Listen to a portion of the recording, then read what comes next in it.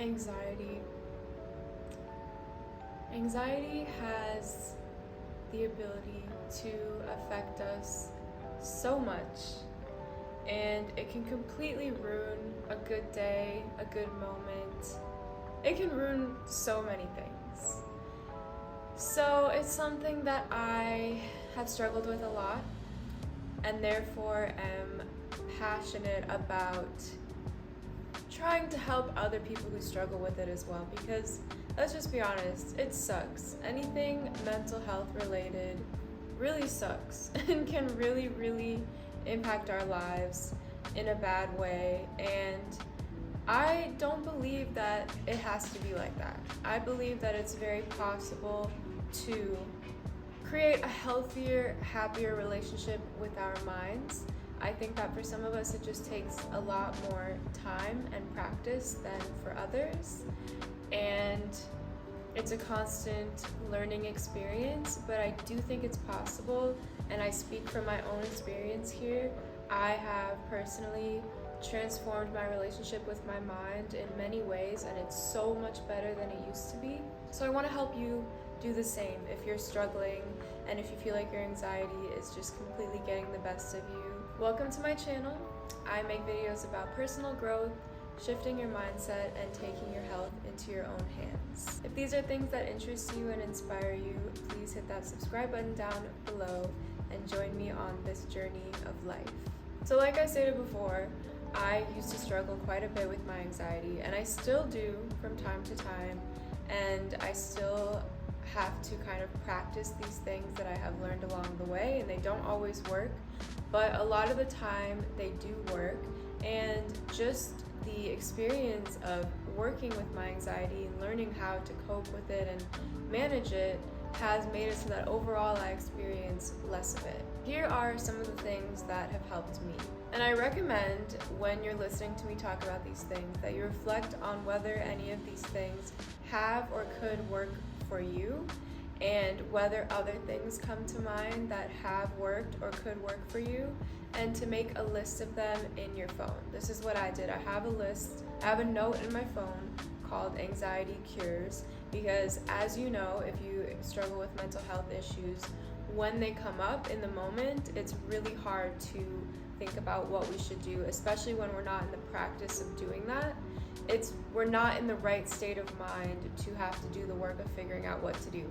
So I have found that it's very helpful to do the work when I'm in a good state of mind, and then have that list of things that I come up with that I know can help me in my phone at all times. Therefore, when I'm going about my day and I randomly become anxious, I can refer to that note and I don't have to think in the moment of what I need to do, because that can feel like a huge task when you're not in a good place mentally. I recommend thinking of a combination of simple activities and activities that take a little more effort. It's gonna depend on how you're feeling, how anxious you are, where you're at on a given day. Every day is different.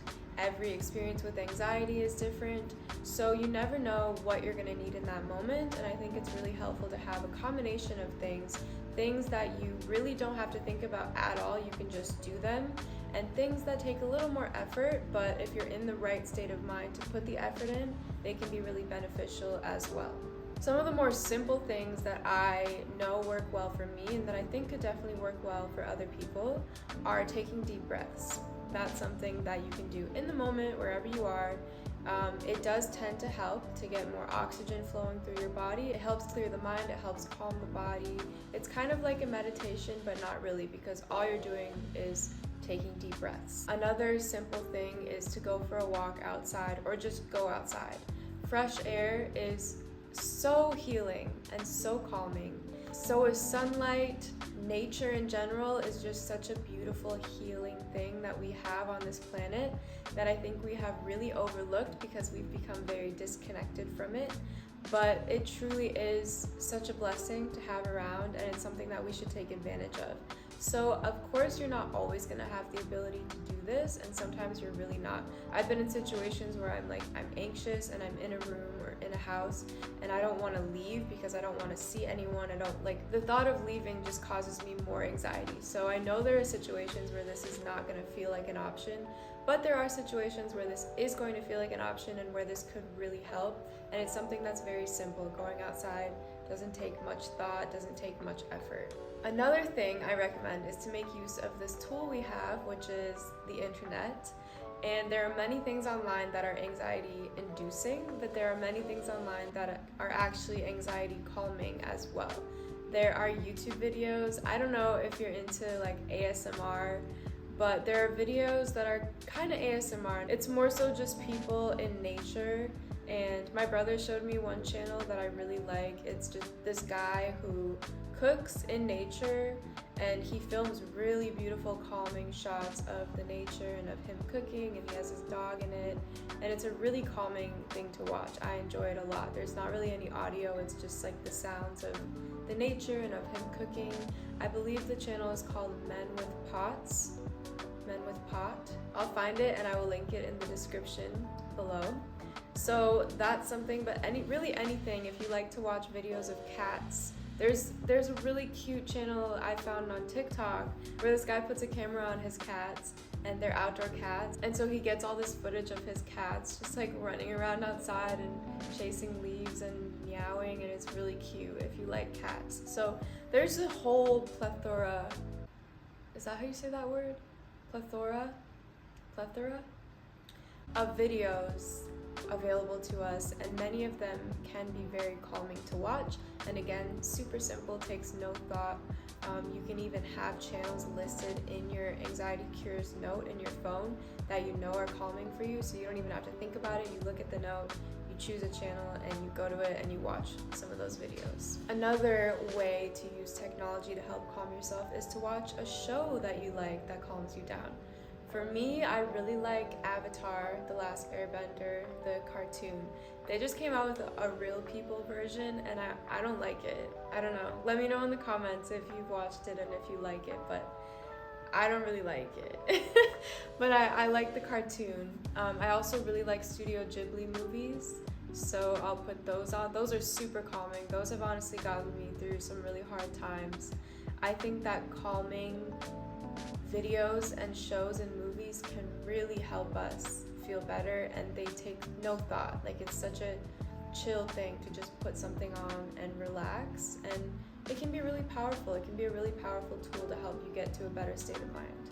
And then in terms of things that take a little more effort, there are guided meditations. I really like to meditate. Depends on how I'm feeling, whether I do a guided meditation or if I just put on like a meditation frequency. Guided meditations, I think, are a little better for when I'm anxious because there's someone talking to you, especially if you find someone you really like. There's a channel I really like. Her name is Pura Rasa. I will link that below as well.